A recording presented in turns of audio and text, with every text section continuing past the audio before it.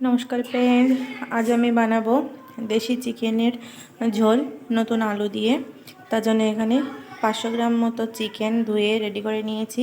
এখানে পেঁয়াজ, আদা, রসুনের, টমেটো, কাঁচা লঙ্কার একটা পেস্ট বানিয়ে নিয়েছি। দুটো গোটা রসুন রেখেছি আর কিছুটা নতুন আলু ডুমো করে কেটে নিয়েছি। এখানে কড়াইয়ে তেল বসিয়ে দিয়েছি, সরিষার তেলটাও গরম হয়ে গিয়েছে। এখানে কেটে রাখা আলুগুলো আমি এবার তেলের মধ্যে দিয়ে ভেজে নেব।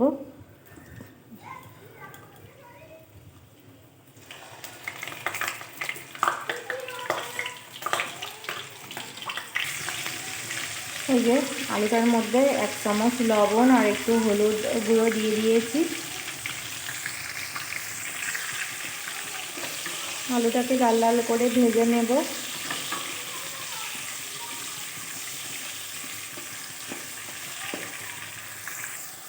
এই যে আলুগুলো উল্টে পাল্টে ভেজে নেওয়া হয়ে গিয়েছে।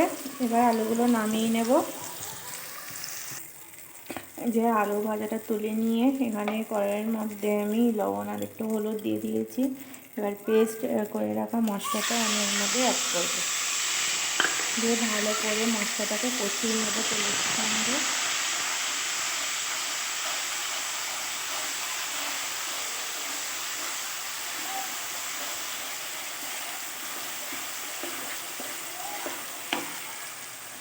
গোটা দুটো রসুনও আমি এর ভেতর দিয়ে দিলাম।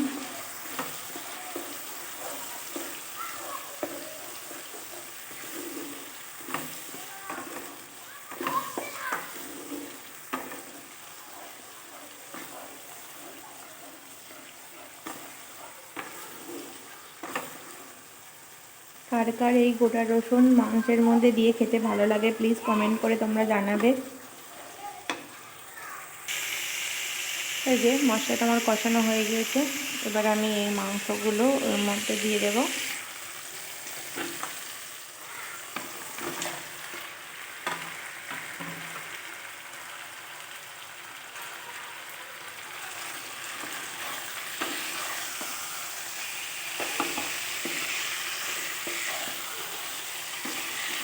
দিয়েছি আর ভালো করে মাংসটা কষিয়ে নেব মশলার সঙ্গে।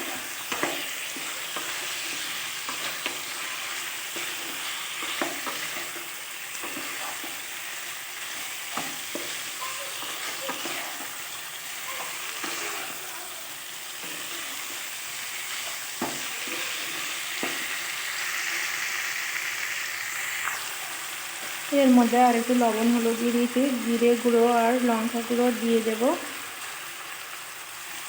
দিয়ে ভালো করে নেড়ে চেড়ে মিশিয়ে নেব। আমি এখানে জিরে, ধনে আর গোলমরিচ একসঙ্গে গুঁড়ো করে রেখে দিয়েছিলাম, সেই গুঁড়োটা 1.5 চামচ মতো দিয়ে দিয়েছি। যার যতটুকু মাংস সেই পরিমাণ অনুযায়ী দিলেই হয়ে যাবে।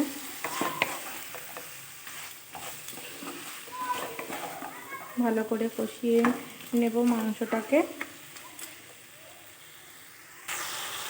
এখন মাংসটা ভালো করে কষানো হয়ে গেছে।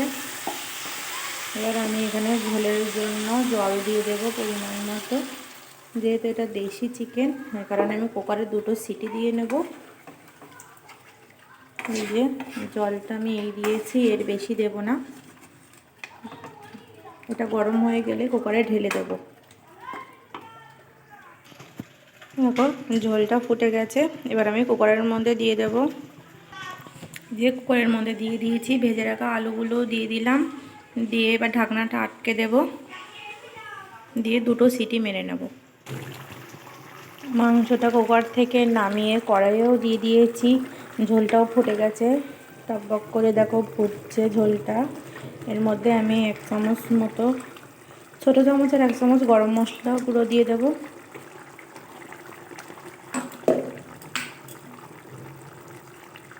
এক চামচ ঠিক না, এই হাফ।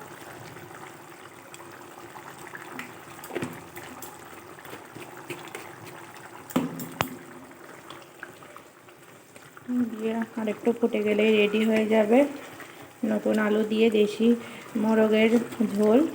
তোমরাও বাড়িতে এইভাবে ট্রাই করে দেখতে পারো। খুব অল্প সময়ের মধ্যেই হয়ে যায় এই রান্নাটা।